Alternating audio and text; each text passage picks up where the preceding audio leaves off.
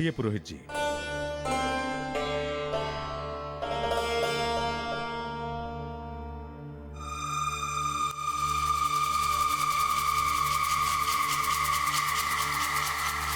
प्रणाम महाराज। महाराज, हम जानते थे कि देवी अंजना यात्रा छोड़कर वापस लौट आई हैं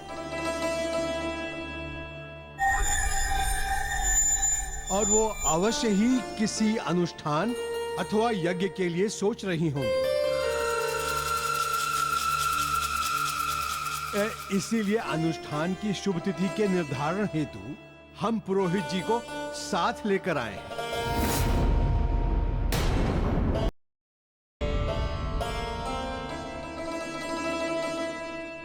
मेरे विचार से तो हमें सतर्क रहना होगा और अंजना पर पैनी दृष्टि रखनी होगी।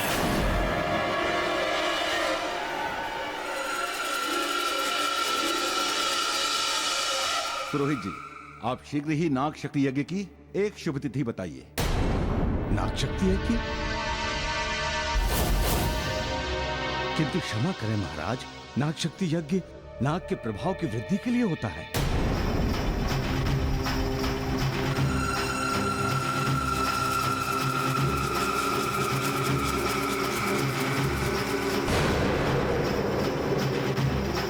और हमारे संस्कार में ये यज्ञ वर्जित है क्योंकि ये यज्ञ अशुभ होता है।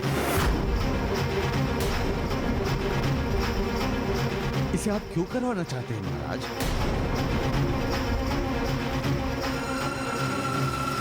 देवी, ये पुरोहित जी क्या कह रहे हैं? आप नाग शक्ति यज्ञ के विषय में ही कहना चाहती थी ना?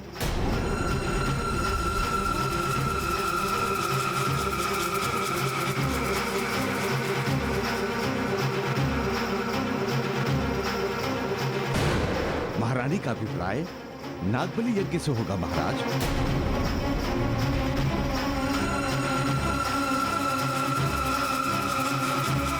इस यज्ञ से सर्प दोष दूर होता है। हाँ, यही सर्प दोष दूर करना है। पुरोहित जी, आप शीघ्र ही नाग बलि यज्ञ की शुभ मुहूर्त देखें।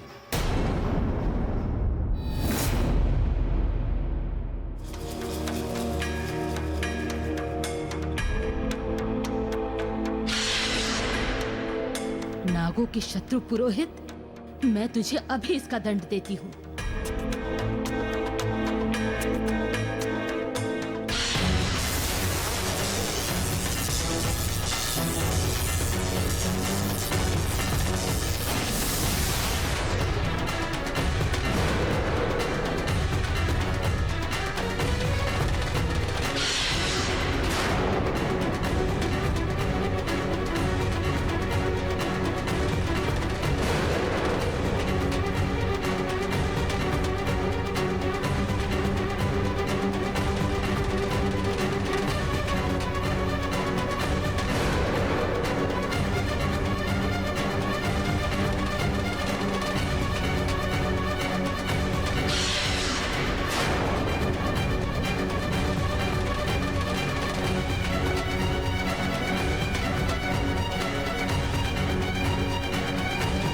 क्या हुआ पुरोहित जी?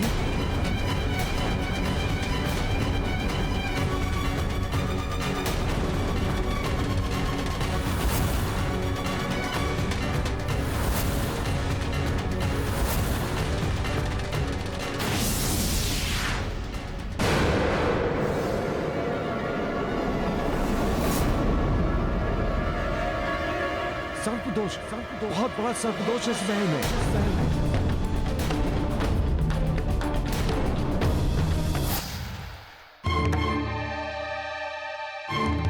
प्रभु, हमारा संदेह तो उसी दिन विश्वास में बदल गया था जिस दिन उस पुरोहित ने सर्प को देखा था और तत्क्षण महल से पलायन कर गया था।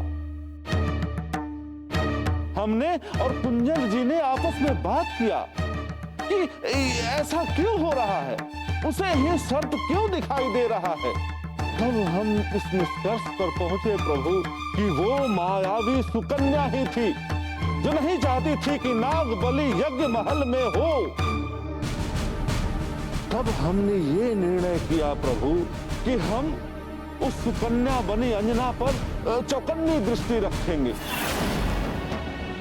क्योंकि तब तक हमारे पास कोई ठोस प्रमाण नहीं था प्रभु, और बगैर प्रमाण के हम कुछ कर भी नहीं सकते थे प्रभु।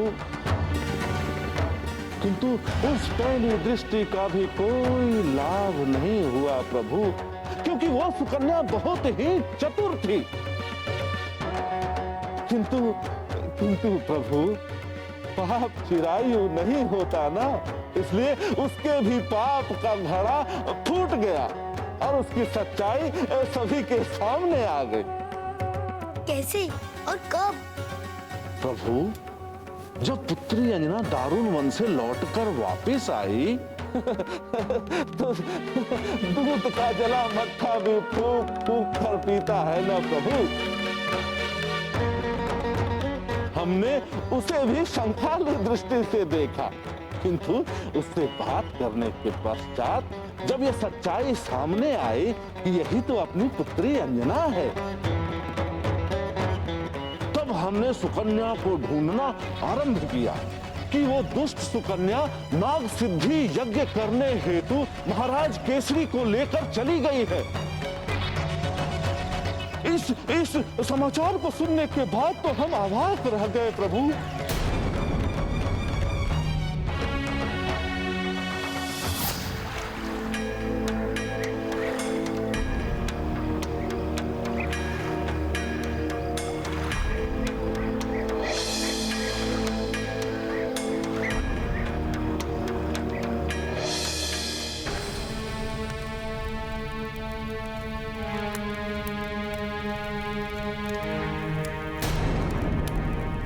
महाराज, अब आप नाग देवता का ध्यान करते हुए इस सिंदूर को महारानी अंजना के मांग में भर दीजिए।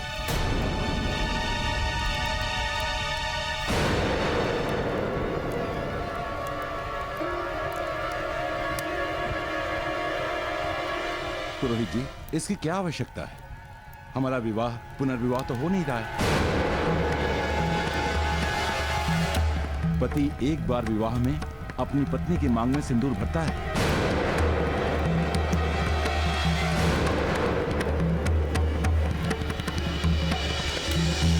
महाराज, इस यज्ञ में ऐसा करना इसीलिए अनिवार्य है क्योंकि ऐसा करने से हम दोनों का भाग्य सदा सदा के लिए साथ जुड़ जाएगा। इसके उपरांत हम दोनों के बीच सुकन्या अथवा अन्य कोई तीसरा हम दोनों को अलग नहीं कर पाएगा।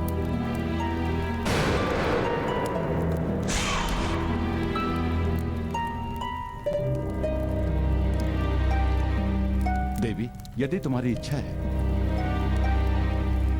मैं तुम्हारी इच्छाओं की प्रसन्नता के लिए जो कार्य मुझे उचित नहीं लग रहा है, जिससे मैं सहमत नहीं हूं, वो भी मैं करूंगा।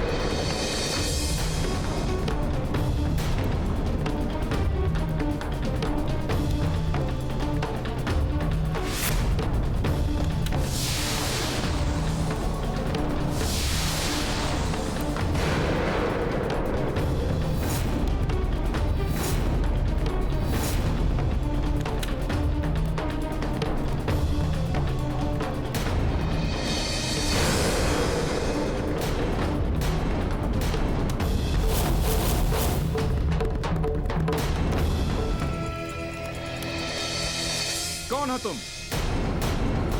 और हमारे इस कार्य में व्यवधान करने का साहस कैसे किया तुमने? महाराज, मैं अंजना हूँ, आपकी अर्धांगिनी, आपके चरणों की दासी अंजना। महाराज, ये झूठ बोल रही है। अंजना के भेष में ये सुकन्या है, सुकन्या।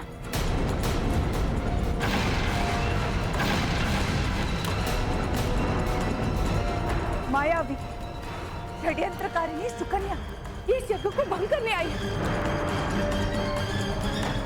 ये हमारे सुखमय जीवन की शत्रु है।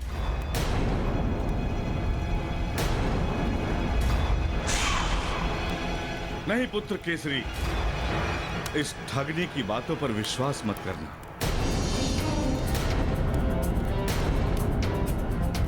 क्योंकि ये तो सुकन्या है, सुकन्या।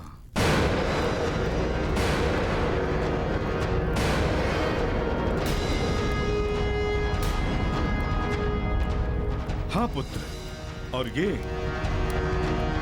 है तुम्हारी वास्तविक पत्नी पुत्री अंजना, जो अभी अभी दारुण वन की यात्रा करके लौटी है। मैं सच कह रहा हूं पुत्र।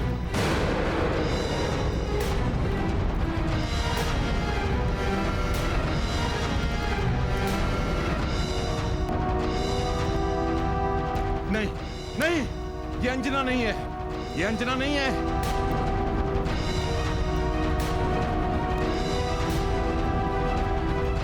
मेरी पत्नी अंजना तो ये है।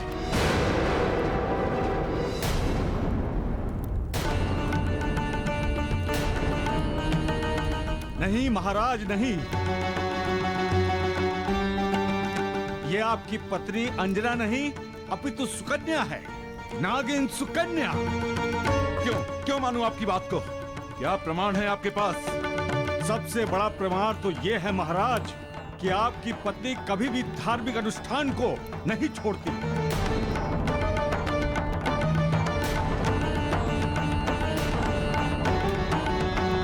हर संभव प्रयास करके उसे पूरा करती, जो कि इसने किया है।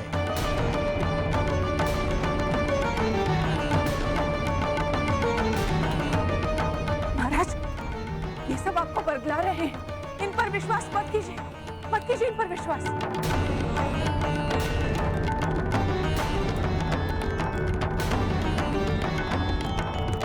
कैसी विचित्र दुविधाजनक स्थिति उत्पन्न हो गई है। मेरी समझ में नहीं आ रहा है कि किस पर विश्वास करूं, किस पर नहीं करूं।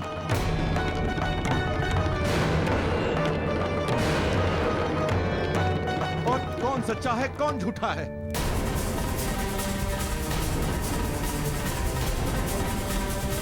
इसमें पता करने वाली क्या बात है महाराज?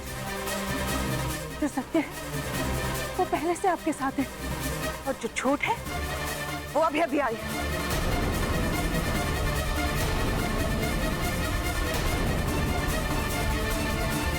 ठीक है, तो ये सिद्ध करो कि तुम ही महाराज की वास्तविक पत्नी हो। सत्य को सिद्ध करने की आवश्यकता नहीं होती मूर्ख स्त्री।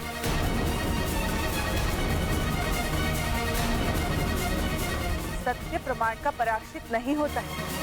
ठीक, मानती हूँ कि सत्य पराश्रित नहीं होता, किंतु परीक्षा तो उसे भी देनी होती। यदि तुम सत्य हो तो परीक्षा तुम्हें भी देनी होगी, और ये परीक्षा में विश्वास है कि अग्नि मेरा रत्ती भर भी आहित नहीं कर सकती, क्योंकि मैं एक सच्ची पतिव्रता स्त्री हूं। भय तो उसे लगना चाहिए, तो झूठ झूठ तो तुम बोल रहे। कौन झूठा है और कौन सच्चा, इसका निर्णय तो अग्निदेव की प्रचंड ज्वाला ही करे।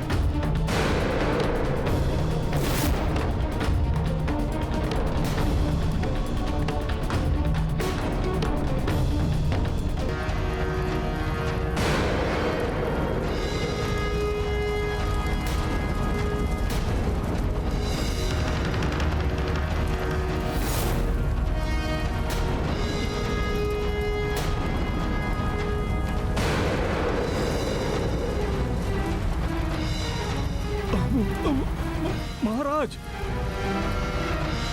इस अग्नि परीक्षा को रोक दीजिए, अन्यथा अनर्थ हो जाएगा। देवी अंजना वही है जिसे इसने चुनौती दी है।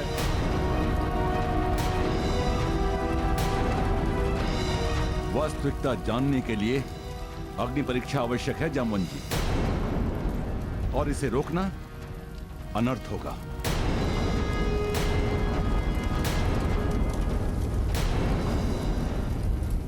नागिन, अग्नि तैयार है। यदि तू सत्य है तो चल इन धधकते हुए अंगारों पर और सिद्ध कर कि तू ही सत्य है। नागिन मैं नहीं, तू है। इसीलिए ये परीक्षा पहले तू ही देगी। कर प्रमाणित स्वयं को वास्तविक अंजना होने के सत्य पर।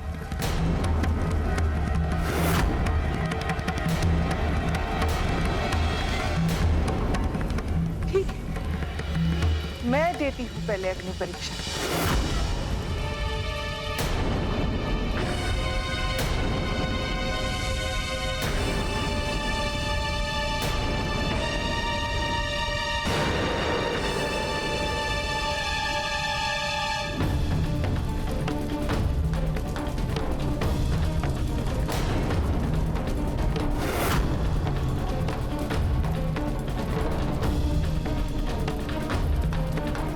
हे अग्निदेव, यदि मैंने मन, कर्म और वचन से केवल महाराज केसरी को अपना पति माना है, यदि मैं एक सच्ची पतिव्रता स्त्री हूँ, तो मुझे इस परीक्षा में सफलता दे। महाराज केसरी के प्रति मेरी श्रद्धा, विश्वास और प्रेम की निर्मल धारा से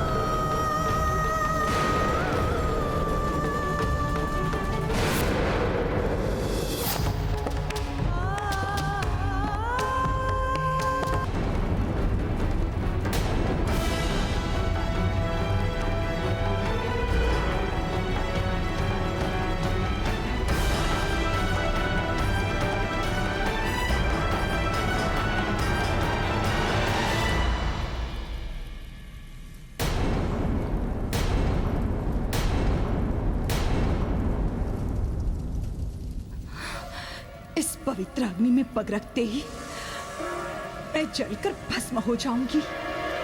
परीक्षा देने से आवश्यक है अपना प्रतिशोधात्मक रूप धारण करना।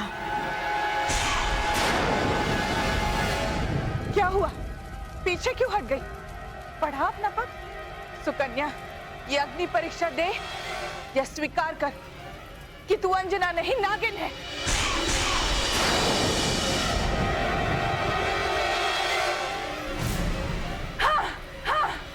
सुकन्या, सुकन्या, मैं अंजना नहीं, सुकन्या, सुकन्या, मैं सुकन्या, सुकन्या, मैं अंजना नहीं, सुकन्या, सुकन्या, सुकन्या, सुकन्या।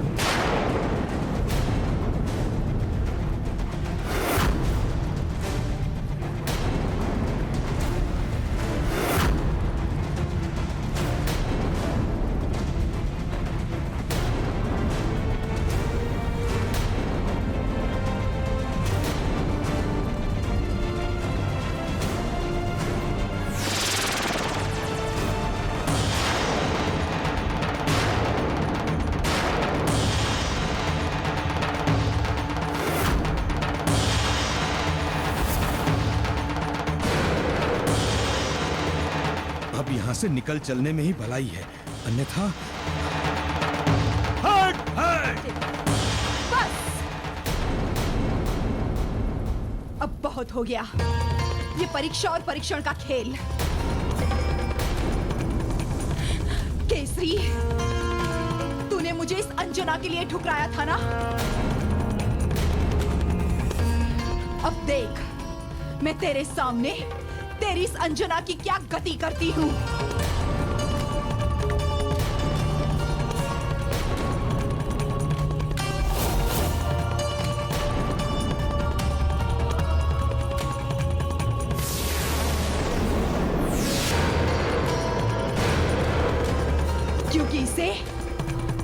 मैंने डसा है।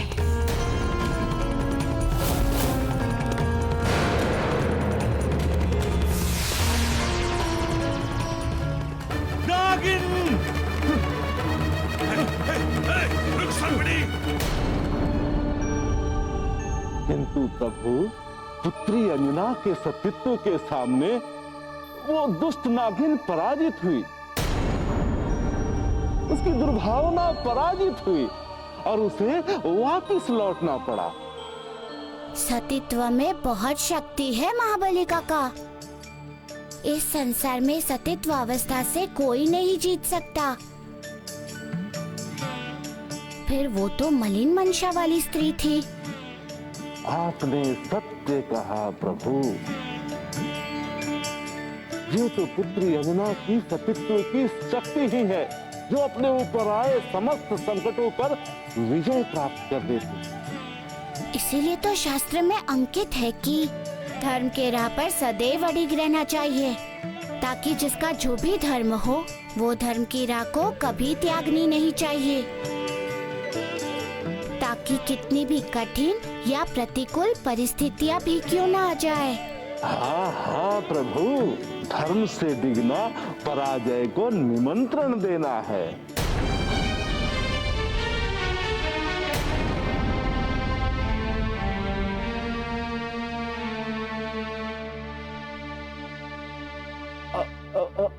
क्या सोच रहे हैं प्रभु? सोच नहीं रहा हूँ महाबली काका, मैं याद कर रहा हूँ। किसे याद कर रहे हैं प्रभु? अपनी अनाया माता की श्रुति खड़ी हो गई।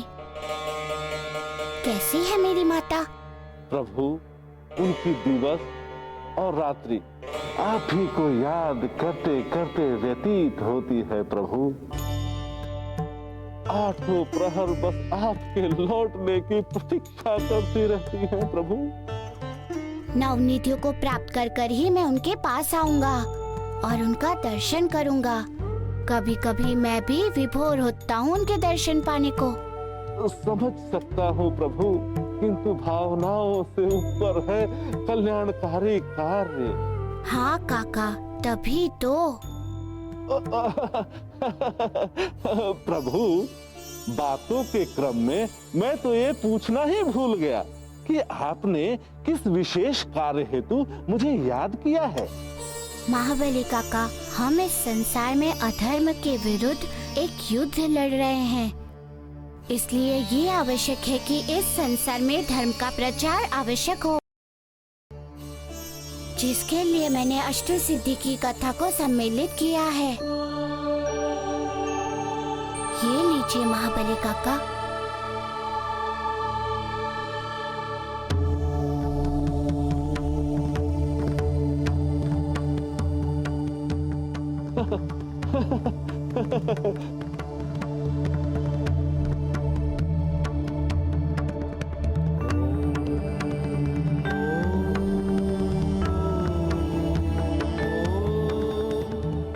चाहता हूँ कि आप इस वशीता सिद्धि की कथा को संपूर्ण संसार में पहुँचाएं, समस्त ऋषियों, मुनियों, सभी गुरुओं एवं भक्तजनों तक पहुँचाएं, तथा इस कथा के माध्यम से संसार में धर्म का संचार हो और संसार का कल्याण हो।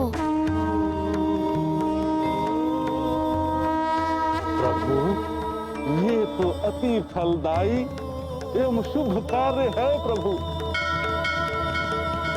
मैं धन्य हुआ प्रभु, मैं धन्य हुआ जो आपने इस कार्य हेतु मुझे चुना है प्रभु। मैं अभी जाता हूँ और सारे संसार को इस वसीता सिद्धि की पावन कथा से अवगत कराता हूँ प्रभु। प्रभु,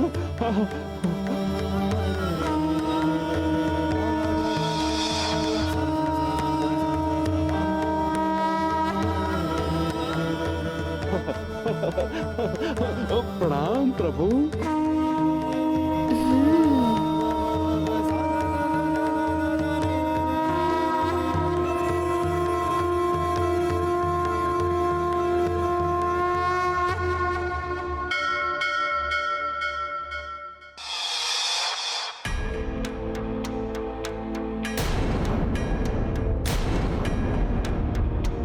ये ऋषि नहीं है श्रेष्ठ जी, ऋषि के रूप में असुर है। इसे कठोर से कठोर दंड दिया जाए। हाँ, और इसने ही भक्तजनों को विषयुक्त प्रसाद खिलाकर उन्हें मारने का प्रयास किया है। हाँ, ये हत्यारा है। इसे घृणित कर्म के लिए कठोर से कठोर दंड मिलना चाहिए।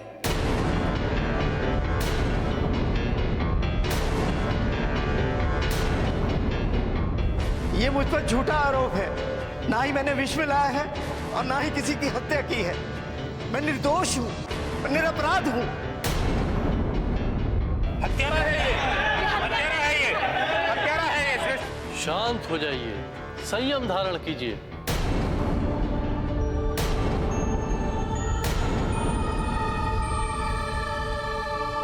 ये ऋषि हत्यारा है, इसे इसका दंड अवश्य मिलेगा।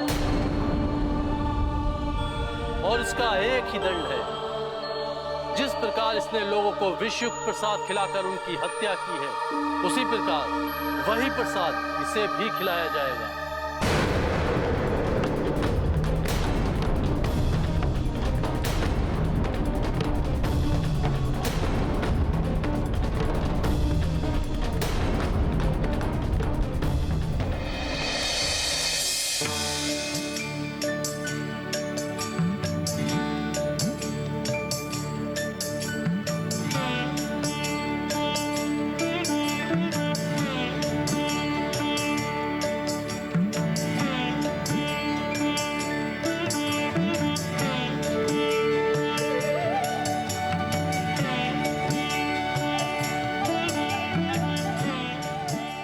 वसीता सिद्धि की कथा पूर्ण हो जाने के पश्चात ऋषि अंगिरा को मुझे इशिता सिद्धि की कथा करनी होगी, क्योंकि धर्म अनुसार वशीता के पश्चात इशिता सिद्धि की ही कथा कही जानी चाहिए। जिस प्रकार वशीता सिद्धि का आधार श्रम की महत्ता थी, इसी प्रकार इशिता सिद्धि की कथा का आधार स्त्री एवं स्त्री सम्मान है। उसी कथा से ये तथ्य संसार के समक्ष प्रकट होगा कि स्त्री पूजनीय है, शक्ति का स्वरूप है। स्त्री का सम्मान करना हमारा परम धर्म है, क्योंकि जहाँ पर स्त्री की पूजा होती है, उनका सम्मान होता है। वहाँ के लिए कहा गया है कि यत्र पूज्यन्ति नारीस्तु तत्र रमन्ते देवता, अर्थात जहाँ कभी भी नारी की पूजा होती है, वहाँ देवता वास करते हैं। किंतु ऋषि अंगिरा अब तक है कहाँ? उन्हें तो प्रसाद वितरण कर अब तक आ जाना चाहिए था। कहीं पुनः किसी संकट में तो नहीं फंस गए?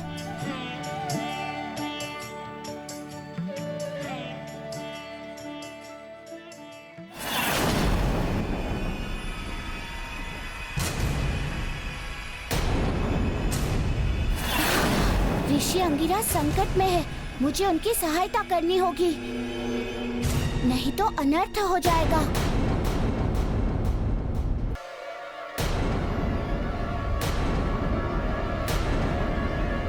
मेरा विश्वास कीजिए, मैंने कुछ नहीं किया, मैं निर्दोष हूँ।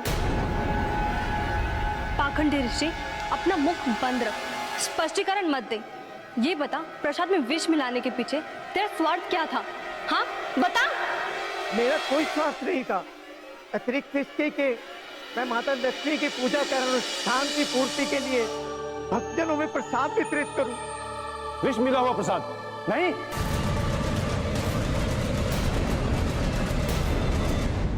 नहीं नहीं,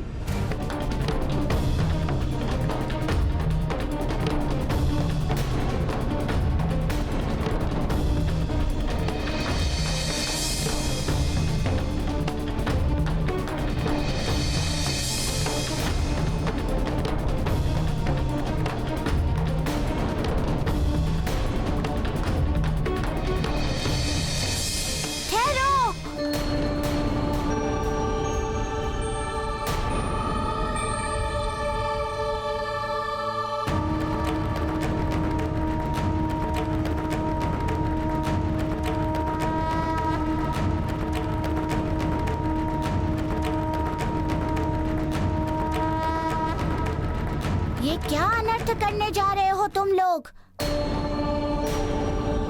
सिद्ध ऋषि को विष का प्रसाद खिला रहे हो? इतना बड़ा अधर्म? वानर बालक, तुम जिसे ऋषि कह रहे, वो ऋषि नहीं है, बल्कि एक अधर्मी है, अपराधी है।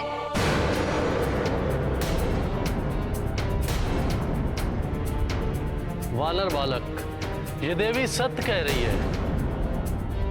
इसने विष मिला प्रसाद खिलाकर बहुत से भक्तों को मारने की चेष्टा की है। ऋषि रूप में ये जघन्य अपराध करने वाला जीने का अधिकारी नहीं है। हाँ हाँ, इसे तो मृत्यु दंड दिया जाए। हाँ हाँ, इसे मृत्यु दंड मिलना चाहिए। हाँ।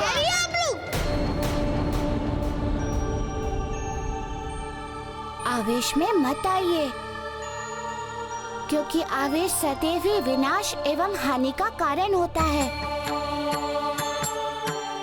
आप लोग इनके अपराध के विशेष में इतने विचलित क्यों हैं?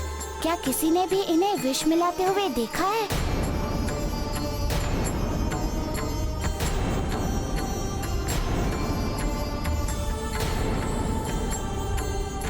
आपका मौन बता रहा है कि किसी ने प्रत्यक्ष नहीं देखा।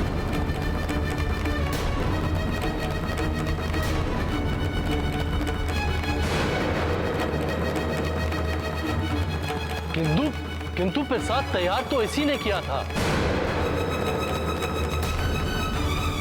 तो फिर प्रसाद में विष कौन मिला सकता है? तो इसका अर्थ ये थोड़ी ना हुआ कि विष भी इन्होंने ही मिलाया हो। तो फिर कौन मिला सकता है प्रसाद में विष? ये तो जांच का विषय है सरपंच जी। ये वानर बालक इसका पक्ष ले रहा है श्रेष्ठ जी। नहीं बंधु, मैं पक्ष इनका नहीं ले रहा हूँ। मैं पक्ष केवल उनका ले रहा हूँ जो न्याय संगत है। मैं नहीं चाहता कि आपके हाथों कोई अनर्थ हो, किसी निरपराध को दंड देने का अधर्म हो, तथा आप सब बिना कारण पाप के भागी बन जाए। तुम्हारे कहने का अर्थ है कि हम सब झूठ बोल रहे हैं? मैंने ये थोड़ी ना कहा। जब नहीं कहा तो जो हम कह रहे हैं वो सुनिए।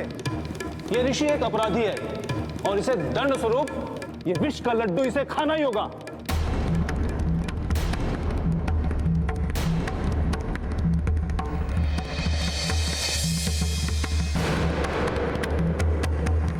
लाइए, मुझे दीजिए।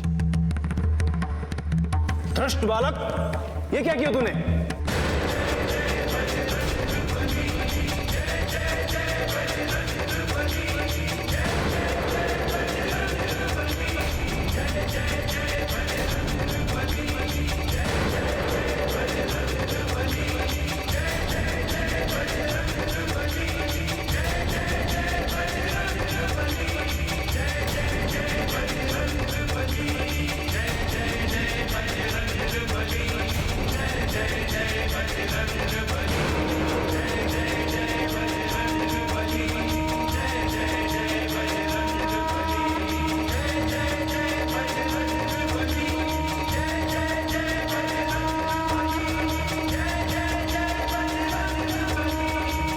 पंची, ये सत्य है कि प्रसाद में विष मिलाया गया है।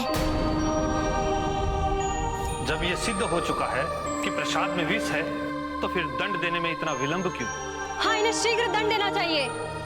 किंतु दंड देने से पहले ये तो जान लीजिए कि ये विष है कहाँ का। किंतु ये विष आया कहाँ से? विष इन्होंने नहीं, जो पाताल लोक से आया होगा वही विष लेके आया है। पाताल लोक का विष?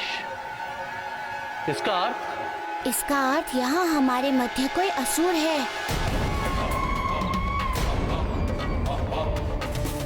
और वो असुर कोई भी हो सकता है।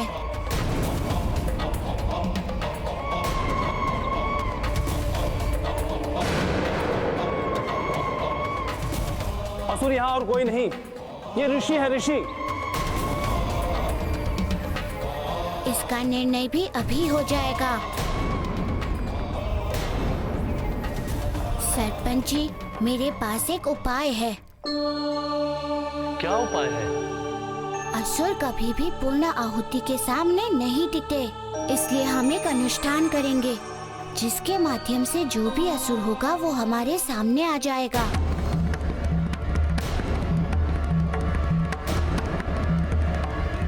नहीं नहीं, ये अनुष्ठान समय व्यर्थ गवाएगा। जब इस छल का प्रमाणित हो ही गया तो इसे दंड देना ही चाहिए। इसी में हम सबकी भलाई है। नहीं, वानर बालक जो कह रहे हैं वही उचित है और वही होगा। वानर बालक, आप अनुष्ठान की तैयारी आरंभ करें ताकि हम सब लोग सच से अवगत हो सकें।